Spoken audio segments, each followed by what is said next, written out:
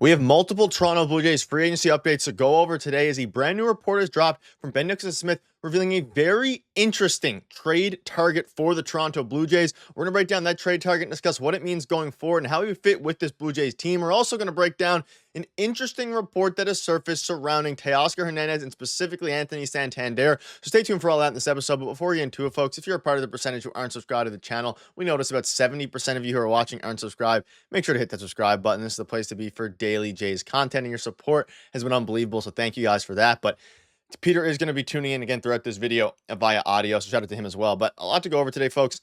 Some interesting things. Now, we know they're still waiting. The Blue Jays and MLB teams around the league are waiting for Corbin Burnes to make his decision. And while we wait for Corbin Burnes to make his decision, there's still a lot of other names, specifically on the Toronto Blue Jays radar, that they are targeting. Because you think about coming into this season, they haven't really had many of their key targets taken off the board yet. Santander is available, Teoscar is available, Corbin Burnes is available, and a new report dropped from Ben Nicholson-Smith. You can see this here, and it's a mix of Ben Nicholson-Smith and, of course, another, other reports and articles. With that said, Ben Nicholson-Smith also suggests the club could add a more defensive limited player to their lineup as well after parting ways with similarly limited player in Horwitz opened up additional DH reps.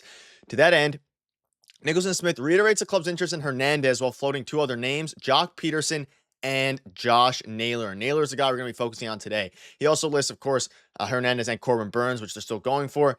But you can see that, according to Ben Nicholson-Smith, he reports the club is, quote, to believe to have shown some interest, end quote, in Naylor during the negotiations with Cleveland surrounding the Andres Gimenez trade. And think back to when that trade happened. A lot of us thought that, maybe there was a world, because they're trading away Spencer Horwitz and they're opening up things, that Andres Gimenez and Josh Naylor would come as a package deal, and it seems like they were trying for that to happen, but ultimately Cleveland didn't include Naylor. But now, if you revisit that, it could be very intriguing to see how Josh Naylor would fit with this team. Now, it depends, of course, A, how much he costs, and B, how it would really work regarding positional flexibility here. Because you look at his stats, he's coming off of a 31 home run, 108 RBI year, a phenomenal year for him. Now, it's interesting because he still only had a 118 OPS despite hitting 31 home runs. He doesn't get a ton of doubles or anything like that. But as you look at it, like, he is a very good player. In 2023, he had a phenomenal year. He was, he hit for great power again. Only 17 home runs, but he hit for great average, in 2023. And then his power increased in 2024 in exchange for some of the average. You're looking at Josh Naylor and you're like, hey, a Canadian adding some excitement to the franchise, hits a ton of bombs. Would make a ton of sense, hits from the left side as well.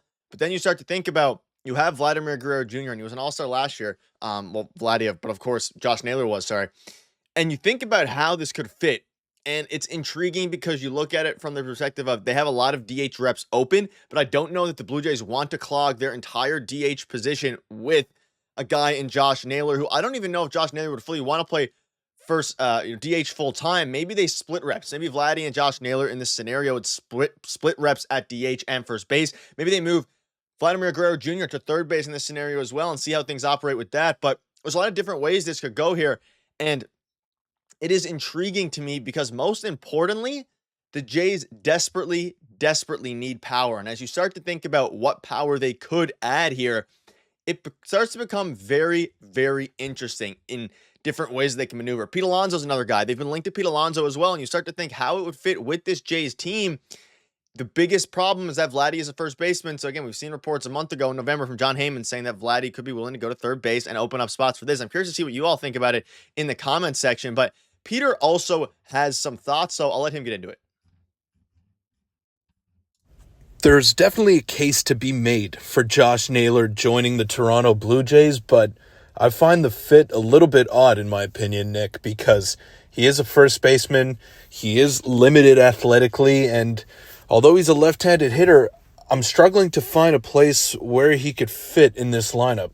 Could obviously make room for 100-plus RBIs and 20-plus home runs. That's what Naylor is going to provide to you, but does he play first base?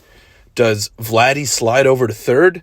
That is what I'm wondering, and that seems to be the only logical way of thinking about this, because I don't think he's going to be a full-time DH. I can't see that happening. I don't think the Blue Jays want to tie that position down to one player in particular. So that is the way that I'm looking at this, and I like it for the right price. The money is okay for Josh Naylor. He's Canadian, of course, so that would definitely add some excitement to this move for me. But good player. I don't think he's a great player, but he will definitely address some of the issues that the Blue Jays have. However, I'm just struggling to see how he actually fits in this lineup. Because if you want to move Vladdy over to third base, then be my guest. But I don't know if that's what the Blue Jays want to do heading into next season. Yeah, I mean, like you mentioned, the biggest issue here, I mean, I agree with most of what you said, essentially in the sense of I'm not exactly sure how they're going to fit in Josh Naylor onto this team. Now, whether it's in a DH role, whether it's at first base, and again, you can make room and you can always find ways. If they go out and they acquire Josh Naylor, they'll find ways to make him fit in. He's a 30 home run, 100 RBI guy.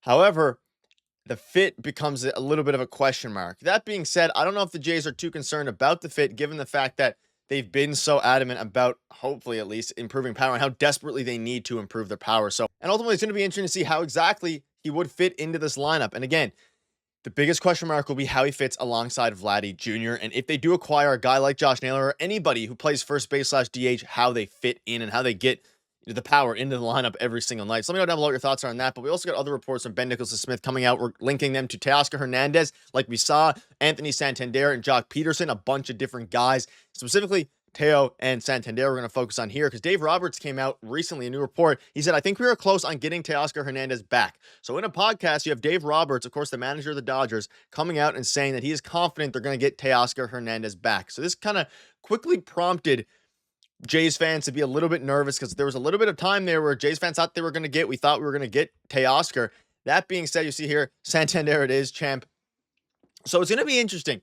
I think, again, we have this discussion. It's ongoing regarding Teo versus Santander. I'm more on the Santander side. Peter's more on the Teoscar Hernandez side.